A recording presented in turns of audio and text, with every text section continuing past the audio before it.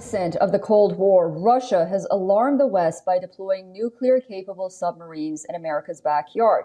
This provocative action has heightened tensions, drawing parallels to the Cuban Missile Crisis of 1962. Our next report tells you why many believe the West is to blame equally for this inflaming action by Russia.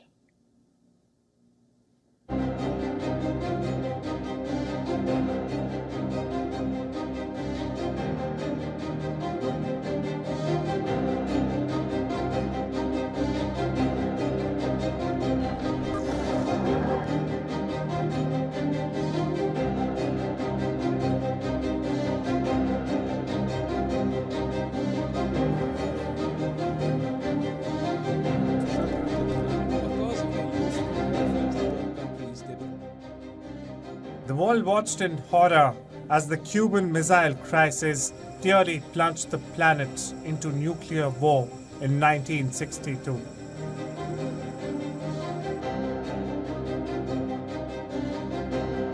Now, decades later, tensions are at a boiling point once again, with Russia sending a nuclear-powered submarine to Cuba, America's backyard. The Russian naval group, including the frigate Gorshkov and nuclear-powered submarine Kazan. Admiral Gorshkov is the first Russian Navy warship to operationally deploy the new Zircon hypersonic cruise missiles. The Russian flotilla will visit the port of Havana between June 12 and 17. Cuba, a key ally of the former Soviet Union during the Cold War, insists that none of the ships carry nuclear weapons and that their stopover does not represent a threat to the region. However, the strategic message Moscow is sending is clear and loaded with implications. The latest Russian deployment near Cuba comes amid escalating tensions between Moscow and the West over the war in Ukraine. Russian President Vladimir Putin has announced the deployment of weapons close to Western nations. Now, Russia's state TV has aired a map showing locations including Mexico, Cuba, Venezuela, Iran, and Yemen, where Putin plans to send missiles. Moscow's aggressive stance follows NATO countries' decision to send military aid to Ukraine, including long-range missiles and authorized strikes within Russian territory.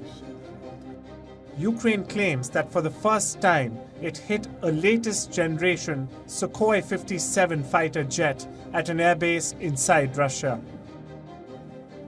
As NATO continues to supply Ukraine with increasingly potent weapons, including the authorization of strikes within Russia, Putin seems to be determined to match escalation with escalation. The world watches, hoping that, like in 1962, cooler heads will prevail.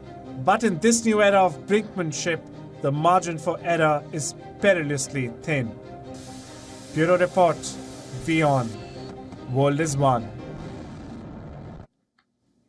We are now being joined by Glenn Carl, former National Intelligence Officer from the CIA and National Security and Foreign Policy expert. Glenn, welcome back to WION. Cuba says that none of the Russian warships have nuclear weapons, but still, do you think that the United States should be alarmed? Well, this is an old gambit, which is not to dismiss its significance. You talked about in your previous profile, or report, the Cuban Missile Crisis. That has continued for 65 years. In the late 1970s, there was another flurry of concern when it appeared that the Russians were doing the same thing during President Carter's administration. His reaction blew the situation out of proportion. Actually, he presented it as an existential threat and suffered politically for it when it hadn't changed the circumstances. I would view this event as the latest chapter of the same story, really. Clearly, as you said correctly, this is Russia's response to America's support, or evolving support, for Ukraine. But like the White House spokesman has said in the last couple of days, the U.S. will monitor this. It doesn't change the strategic equation.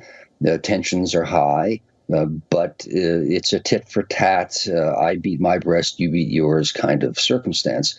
And I wouldn't be particularly alarmed. It doesn't change the strategic or even day-to-day circumstances. It's just a sign of tensions, but I don't find it as increasing the likelihood of war.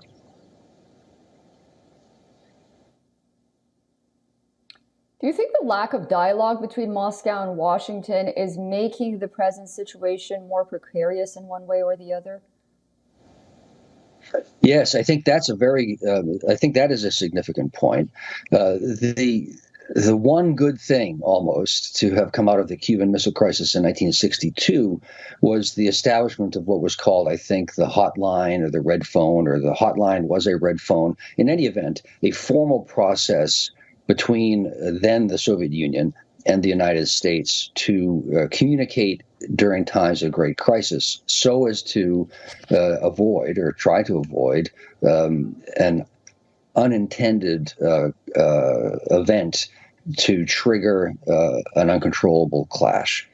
And the fact that the United States and Russia today are having trouble communicating is alarming. You always want to communicate, even to your enemies at a time of war, with your enemies at a time of war, through one channel or another. And the more communication, the better the chance of avoiding an unintended cascade of events. So that is alarming.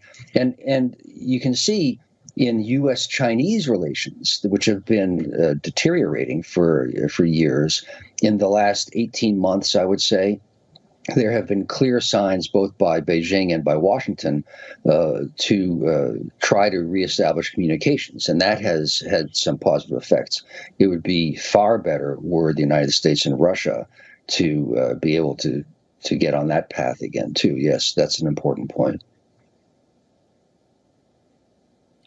Glenn Carl, thank you so much for joining us on WION and for that analysis. We'll be following the story, of course, very closely, and I do look forward to speaking to you again very soon. Always happy to do so. For all the latest news, download the WION app and subscribe to our YouTube channel.